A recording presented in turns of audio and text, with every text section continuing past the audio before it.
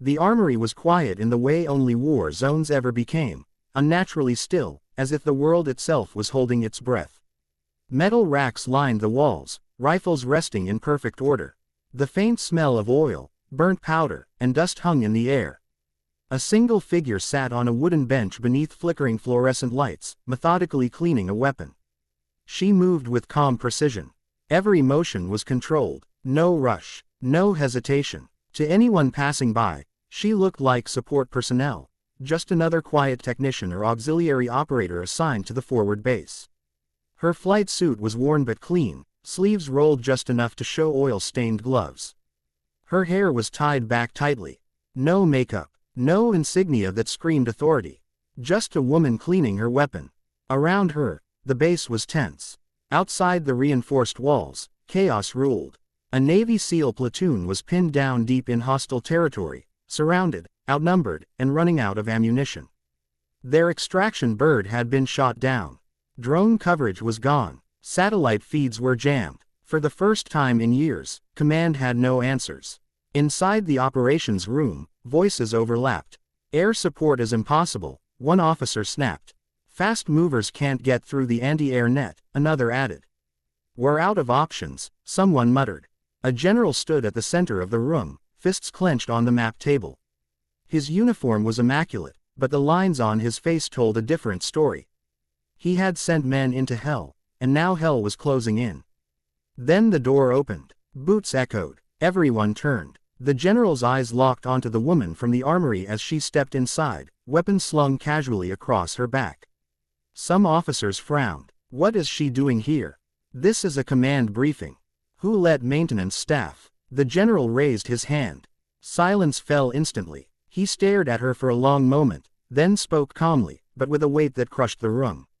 Call sign Phoenix. The air froze. Not metaphorically, literally. Every officer stopped moving. A SEAL captain's jaw dropped. A lieutenant slowly lowered the tablet in his hands. The name echoed like a thunderclap. Phoenix. A call sign spoken only in whispers. A legend buried deep in classified reports. A ghost story told to pilots late at night. The woman looked up. Her eyes were steady, sharp, unafraid. Yes, sir. One SEAL finally whispered, that Phoenix. The general nodded once. The one who flew an A-10 through 3 SAM rings and came back with one engine. The one who saved an entire battalion with a gun run so close they felt the heat. The pilot command grounded because she refused to leave men behind. The room erupted. You're telling me she's been here this whole time? Why isn't she flying? Phoenix stepped forward. Because you grounded me, she said calmly. And because no one asked. The general exhaled slowly. I'm asking now. A map lit up on the screen. Enemy positions, red zones everywhere. The SEALs have 15 minutes, he said. Then they're gone. Phoenix studied the terrain. Mountains, narrow valleys, heavy anti-air, no margin for error. She smiled faintly. Load me with depleted uranium, she said. Full gun, no missiles. An officer snapped, that's suicide. She turned. No, she replied quietly. That's close work. The general met her eyes. Can you get in? She shrugged. I can get out too, she said.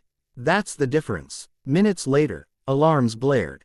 On the tarmac, a battered A-10 Thunderbolt II sat waiting, an aircraft many had called obsolete. Phoenix climbed the ladder, sliding into the cockpit like she'd never left. As the canopy closed, the general's voice came over the radio. Bring our people home. Phoenix flipped the final switch. Copy that, she said, and then, she took off. The battlefield angel. The SEALs were running on instinct alone. Bullets tore through dirt and stone around them. One man was wounded, another was out of ammo. The radio crackled with static. This is Bravo 1, the team leader shouted. Any station, we are out of time. Then, a sound, low, thunderous, not missiles, not jets, a growl. What the hell is that?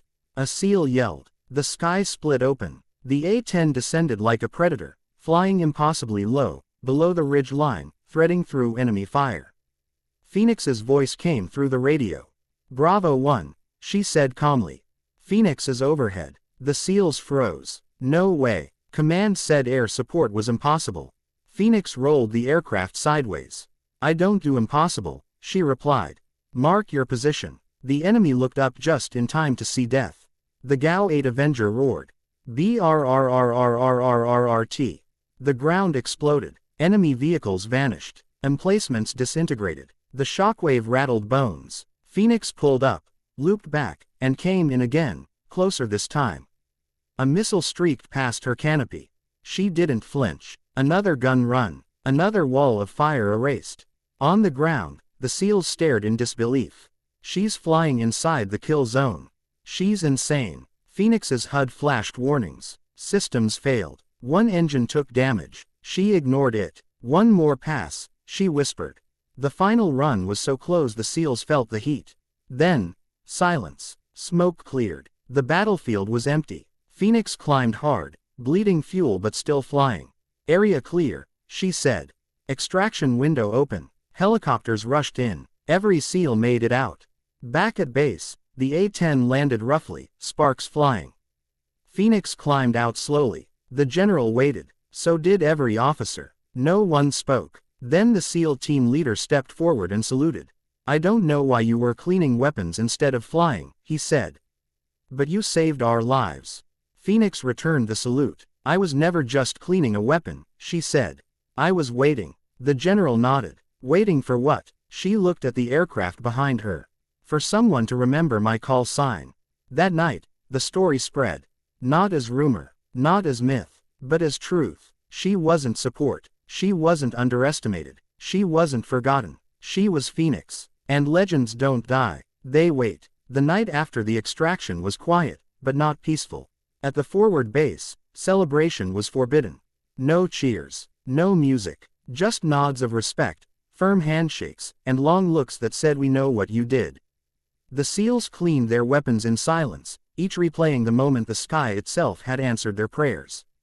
Phoenix sat alone again. Same bench, same armory, but this time, no one mistook her for support staff.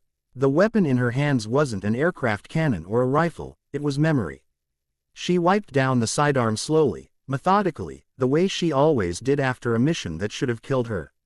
The fluorescent light flickered, casting shadows across her face. For the first time since landing, her hands trembled, just slightly.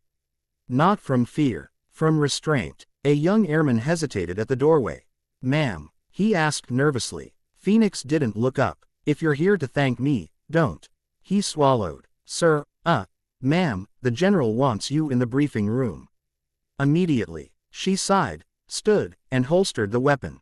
Figures, she muttered. The other mission. The briefing room felt different now. When Phoenix entered, conversation stopped, but this time, no disbelief followed. Only tension. The general stood beside a larger map than before. This one wasn't red with enemy markers, it was black. This isn't about the SEALs, he said. This is bigger. Phoenix crossed her arms. It's always bigger right after someone survives. A few officers shifted uncomfortably. The general didn't smile. During your gun runs, he continued, you destroyed something you weren't supposed to know existed. He tapped the screen. A bunker, deep underground. Reinforced, hidden even from most intelligence channels. Phoenix's eyes narrowed. I didn't see a bunker, she said. I saw a heat bloom and pulled the trigger. That heat bloom, the general replied, was a mobile command node coordinating 3 regional terror networks. The room went still. Phoenix exhaled slowly. So I ruined someone's very expensive day. You did more than that, the general said. You exposed yourself. She tilted her head. I was already exposed. Not like this. He changed the slide. A satellite image appeared. Phoenix's A-10, mid-gun run, unmistakable. They know Phoenix is real now, he said. And they want you. The price of a call sign. Phoenix leaned against the table. You grounded me once because I disobeyed orders, she said quietly. You're not about to do it again for the same reason, are you? The general met her gaze. No, he said. I'm giving you a choice. That surprised her. Intel suggests a retaliation strike, he continued. They're planning to hit this base. Soon. Hard. And they're doing it for one reason. He paused. You. Phoenix smiled faintly. Finally, she said, some honesty. A SEAL commander spoke up. With respect, sir, she's one pilot. Phoenix turned to him. And you were 8 men against an army yesterday, she said. Did that stop you? Silence. The general nodded. We can evacuate you, he said. Move you to a black site. Keep Phoenix a myth again. Phoenix pushed herself upright. No, she said flatly. No, the general repeated. They don't hunt ghosts, she said. They hunt symbols. If I run, they win. The general studied her. You're asking to stay. I'm asking, she corrected, to fight. The second strike. The attack came before dawn. Sirens wailed. Alarms screamed. The base lit up as rockets slammed into the outer perimeter. Anti-air fire tore into the sky. Phoenix was already running. She didn't wait for orders. She didn't need them. By the time command reached the hangars, the A-10's engines were roaring. Phoenix, stand down. An officer shouted over the radio. Airspace is compromised. Phoenix taxied onto the runway through smoke and fire. Then clear me a path, she replied. A missile exploded near the runway. She didn't brake. The aircraft lifted into chaos. In the sky, enemy drones swarmed. Surface-to-air warnings screamed in her headset. She smiled. Guess you missed me, she said. The first drone vanished under cannon fire. The second exploded moments later. But there were too many. A missile struck her wing. The cockpit shook violently. Fuel pressure dropped. Phoenix, you're hit, command yelled. I know, she replied calmly. Still flying. She pushed deeper, toward the launch source. Every warning light blazed. Every sane pilot would have turned back. Phoenix didn't. She dove. The gun roared one last time. The launch site disappeared in fire. Then, silence. Her engine died. The aircraft began to fall. The moment everyone remembered. On the ground, soldiers watched helplessly as the A-10 spiraled. No shoot, someone whispered. Phoenix pulled the final lever. The canopy blew. The ejection seat fired. The aircraft slammed into the earth seconds later, erupting in flames. Phoenix descended under a parachute, drifting toward friendly lines. When she hit the ground, SEALs were already sprinting. They pulled her up, checked her vitals. She was bleeding, but alive.